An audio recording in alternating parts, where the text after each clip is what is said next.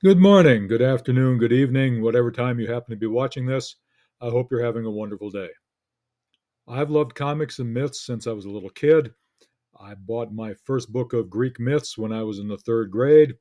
I spent a little bit too much money at a drugstore in Mott, North Dakota, buying comic books every chance I got. Today, I want to talk about how comics borrow and adapt myths in this presentation. There'll be another presentation about whether comics function as myths, and we'll talk about that. But for today, let's just take a look at borrowing and adapting and how comics do that. Doing a quick connection to last week and a salute to Gomer Pyle. And I'll let all of you try to figure out who and what Gomer Pyle is and why he deserves to be saluted in this first section. We dealt with Mary as Shazam last week, but please remember that the original Captain Marvel is the one who used the word Shazam first. And it stood for wisdom, strength, stamina, power, courage, and speed. Solomon, Hercules, Atlas, Zeus, Achilles, and Mercury. Mary also said Shazam. But for Mary, grace, skill, and beauty replace stamina, power, and courage.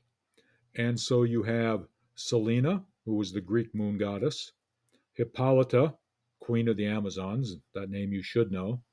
Ariadne helped Theseus escape the labyrinth.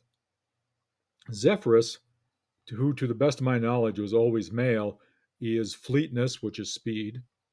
Aurora was the Roman goddess of the dawn.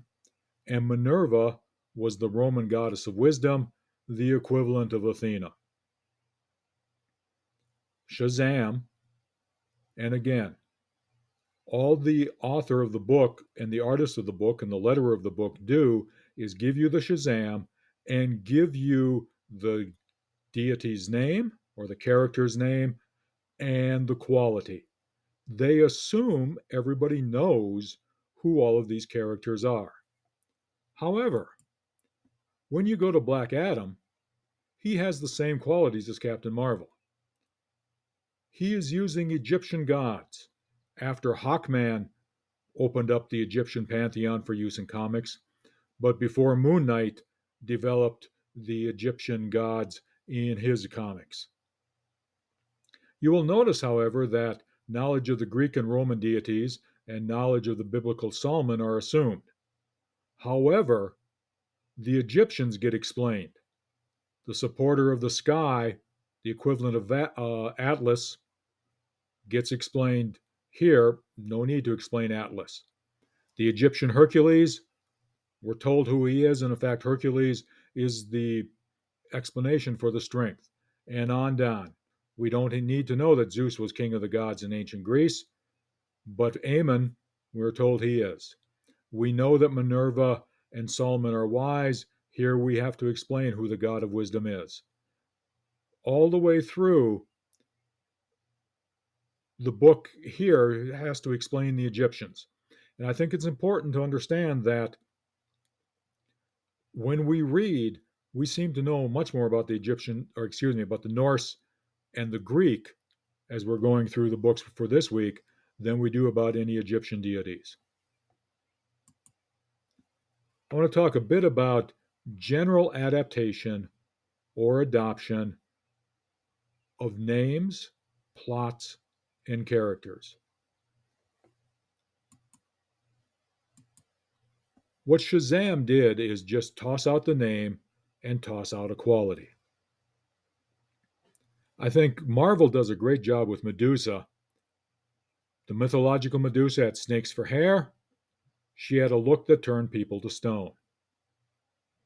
The comic book Medusa, everything focuses on the hair, except instead of snakes, the hair is psychokinetically wielded like countless extra appendages. And so she can use the hair to climb the Baxter building or use the hair to reach out and grab somebody and spin them around. She can use the hair like a fist or however she needs to. The hair is her superpower. Please, no comments about a redhead and being soulless. Also, the plots are sometimes adapted. The panels you see on the screen here take the story of the Greek god Hephaestus and adopt them fairly well through most of the story. If you give me a second here to move my face up to the top here, you'll see that everything here basically happens. Hera throws him from Olympus because he's ugly. He is lame and hunchback throughout the myths. He is married off to Aphrodite. She does cheat on him with the god Ares. He does want Athena as his first choice. She does reject him because she believes she should always stay a virgin. And then in the bottom two panels, you'll see the twist. Somehow Athena has been turned to stone, and he is going to preserve her forever by pouring molten gold or metal over the top of her. And that certainly has echoes of the Galatea story, and Hephaestus was a minor player in that as well. And so what you get here is taking the original story and then adding a 21st century twist at the very end. The plot is borrowed almost intact and then adapted. Sometimes you take the character, the mythological character, you create a comic book character, and all of a sudden he is the high priest of the moon god. But that's not really the interesting part of the Moon Knight book in my mind. In the Moon Knight book, he's got PTSD, he's got multiple personality disorder, and that is much more of the focus of the book rather than having the god be the focus of the book, especially in the latest incarnation.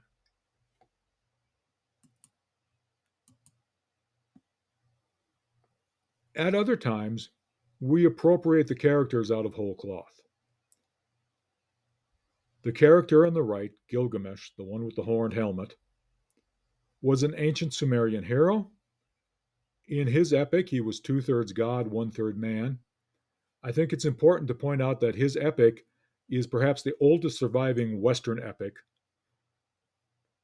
It has the flood story that kind of predates the flood story of the Bible. He gets the horns that we see here because he angers the goddess Ishtar because he rejects her. She sends the bull of heaven to punish him, and he and his partner kill the bull of heaven. On the left, you see Hercules.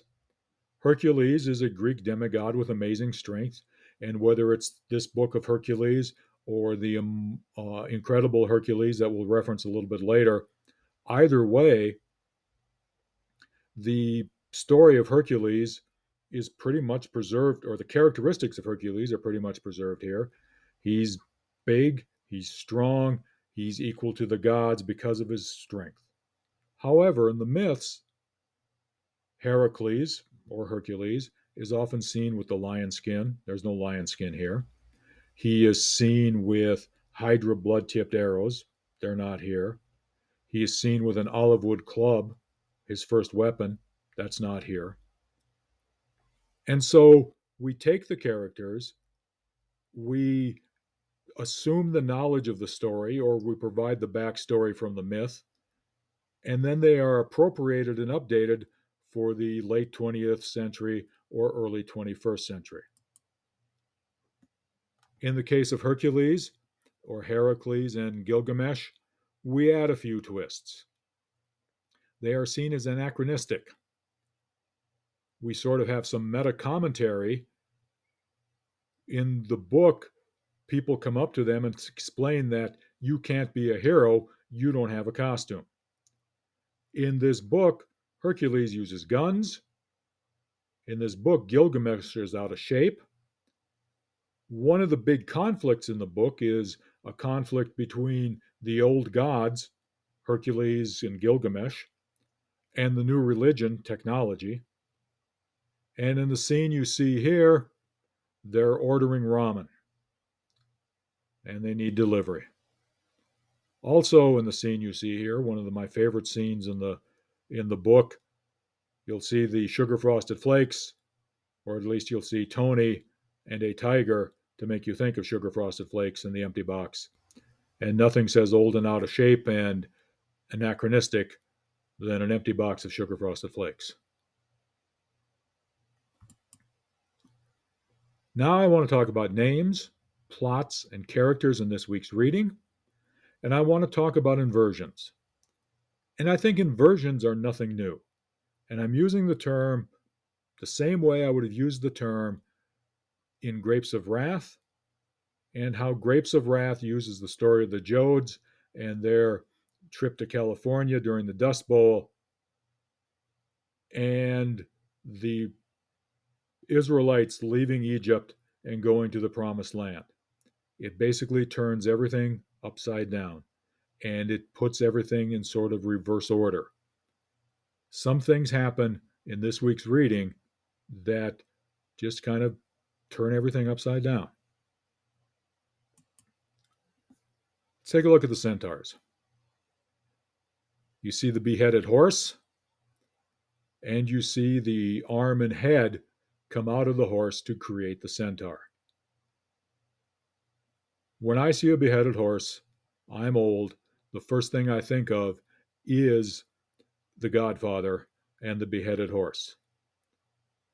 The second thing, however, in this situation, where you get a new life form coming out of a beheaded neck, I think that sentence makes sense, is the myth of Medusa, where Perseus beheads her, and Pegasus, a winged horse, comes out of the neck. Somehow it seems to me that there are echoes of that story in the art and in the actions here. Hera beheading the horse and a new life form coming out of the neck. The Amazons are obviously a big chunk of Greek mythology.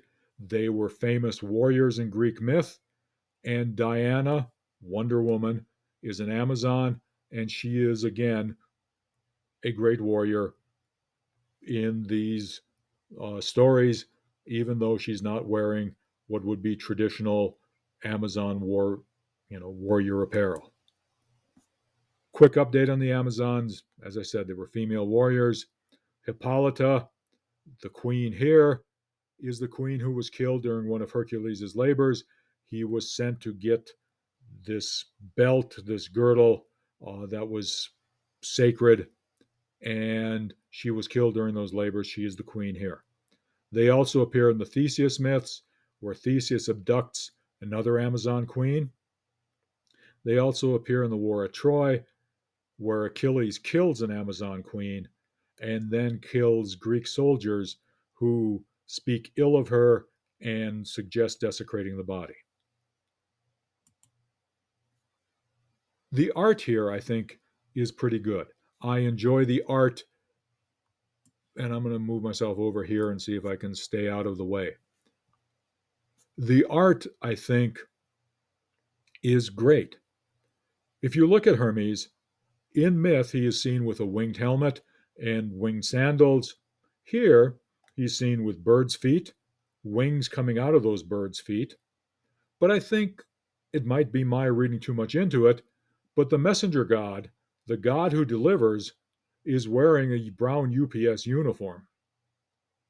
He is also the god of thieves, he is the god of businessmen, and you'll see that thief play out perhaps the irony of everybody not remembering that he's the god of thieves play out in issue 12 if you want to read an extra 6 or 7 issues of this run.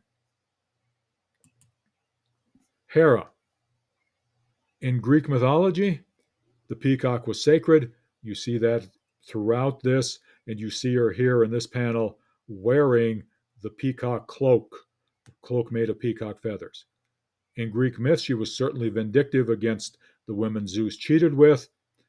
I mentioned that in the video about the books, and certainly You can see it in her actions here. And I think the battle axe and having her hold the battle axe is a nice 21st century twist because one of the colloquial definitions of battle axe is a domineering, aggressive woman, and Hera certainly is domineering, aggressive, sharp tempered, all of those things. And so having the battle axe not only keeps this panel within the comic book authority, keeps this comic book rated PG 13, it gives us a little bit of humor as Hera is a battle axe. Demeter, the goddess of grains and agriculture, she causes an extinction level event when Hades kidnaps Persephone. And again, in issue 12 of this run, we see an inversion of that. But I think, again, the art is amazing. The art depicts the core of what an earth goddess should look like, bearing fruit, colors of the earth, greens and browns. All of those things, I think, make this art and the adaptation of the Greek gods and goddesses through the art make this book worth reading as we discuss mythology and the adaptation of mythology. Apollo and Artemis also do a great job here. Once again, I'll just move myself over to a blank spot. They do a great job of showing the twins. The idea that Artemis is not delivering a prophecy, and one reason she probably isn't is that she has nothing to do with the prophecy. As we saw at the very beginning of the run, Apollo is the god of prophecy. Apollo is the one who gets the prophecy and deals with prophecy. They were very protective of their mother. Artemis was extremely protective of her virginity, so the pseudo nudity here is kind of, again, an homage to the story of Actaeon, who saw her bathing and she turned him into a deer and sent his own dogs after him, and he was killed. During the labors of Hercules or Heracles, one of the labors was to bring back a hind, a female deer that was sacred to Artemis. That hind was golden. That hind had horns or antlers. You see her with antlers here. Again, I think that little bit of allusion pictorially to the myths and to the labors is great. Both of them play up the sun god and moon goddess. They take that over from Selena and Helios. Once again, I think it's done well. And I love the 21st century twist. They're showing up on the motorized tricycle. Artemis drives, Apollo rides. It's a great 21st century look. Hephaestus, I think it's important to see him as the god of smith and forge. Remember that the forge was under Mount Etna. Remember again the basics of the myth. And as we remember the basics of the myth, he was lame, he was ugly. He was tossed from Mount Olympus because he was lame and ugly. You see the leg braces to reference the fact that he's lame. He's certainly an ugly character, but the idea of the blacksmith's hammer in his hand, the idea of being under Mount Etna, the idea of his hands being lava, I think again is a great adaptation of what we're going to get as we go through the art here. They adapt the characters to the 21st century, but they preserve what the characters were all about. My favorite, I think, are Ares and Eris. I'm assuming that Strife, the character's name in the book, is a reference to Eris, the goddess of discord. She began the Trojan War by throwing the apple with the inscription to the fairest in the middle of the wedding of Peleus and Thetis. Ares was the god of war, but as a god of war, he was a god of bloodshed. and he was a much bigger fan of bloodshed than he was strategy. If the Greeks wanted to win a battle, their preference was to pray to Athena. If they wanted to kill a bunch of people, they prayed to Ares.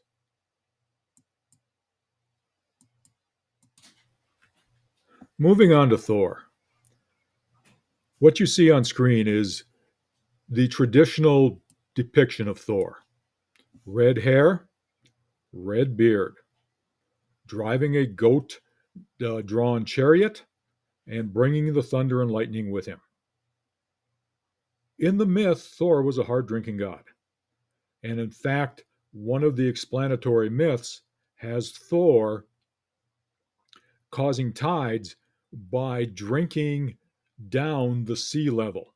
He lifted a horn filled with liquid and gulped it 3 times and emptied the sea enough that tides were the result of it. He's also kind of a crude god. At Balder's funeral, he kicks a dwarf into the funeral fire. Then he blesses the funeral with the hammer. And in the myths, the hammer is too short. The hammer was a result of a mistake in engineering, for lack of a better term, that Loki created because he needed to bring these gifts. These gifts were supposed to be perfect, or he was going to lose his head. And there was a whole story about why he got the handle to be too short. It didn't matter. Thor loves the hammer. Also, he dresses as Freya, and not the comic book Freya, the mythological Freya. And he's in drag as a bride to get the hammer back after it's stolen. But he is not a woman at that point, and he doesn't shave his beard, and the red hair, and the blazing eyes, and the eating too much and drinking too much all happen while he's dressed as Freya. Here, you see him as the Prince of Asgard, but he's blonde haired, he's blue eyed. In the comics, the beard comes and goes. The goats make some rare appearances. He obviously spends more time at the gym than he does drinking. And the hammer determines whether Thor is worthy to wield it. That's not part of the myth. Also, in the early versions, the hammer seems to be full sized. And when we get to Jane Foster as Thor, there's a whole list of development that's happened here. She began as Thor's love interest when Odin exiled Thor to Earth. And during that time, she was a nurse, and Don Blake, who was Thor's secret identity, was a doctor. Thor had to take a walking stick, or Don Blake, excuse me, had to take a walking stick and strike the earth with it to turn into Thor, and the walking stick turned into the hammer. She keeps that original comic book conceit. When she's not holding the hammer, sometimes she kind of reverts back to Jane Foster. And in this panel, at least, the hammer has the short handle, but the idea of the hammer having sentience is certainly a comic book adaptation. I don't think it's a terrible one, but it's definitely a comic book adaptation that comes from the comics and is not in the original myth. If you'll excuse me for a bit, I'm going to commit some theology without a license. I'm going to change some things around here and talk about some of the risks of the adaptations and some of the things that the adaptations may have done poorly. First of all, to kind of set the stage here, a mutant of faith named Exodus, talking to a mutant named Hope,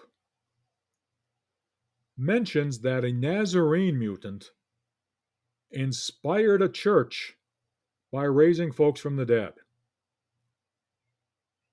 And he talks about the fact that the X-Men have these resurrection protocols, and these X-Men are able to back up the brain waves or something of all of the characters, and you'll be reading about that next week, and bring them back.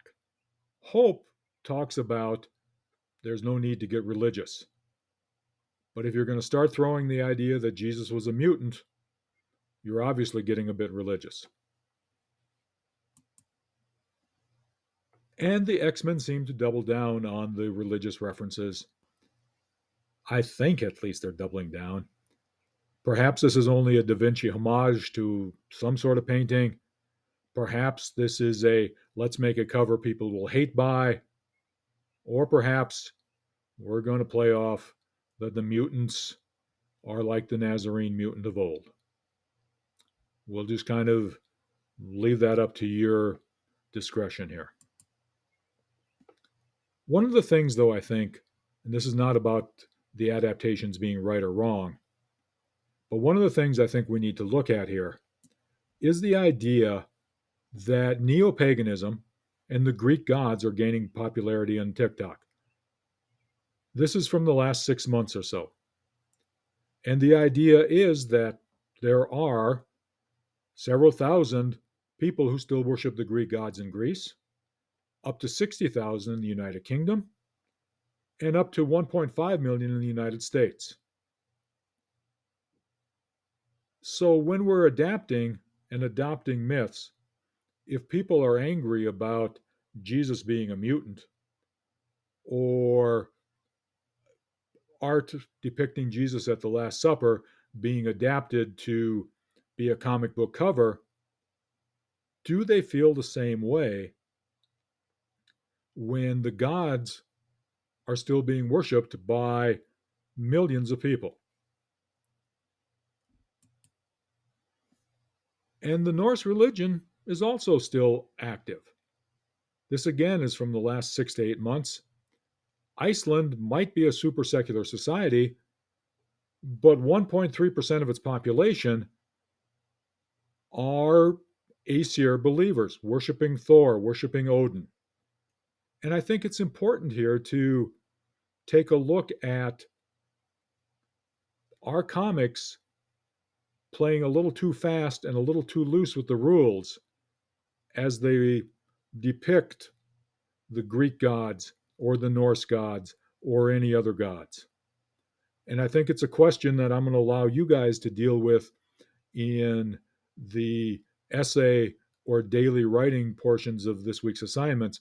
But I do want to point it out that although I love mythology, and it's important to look at, there are people who still believe that these are not comic book characters, that these are beings worthy of worship.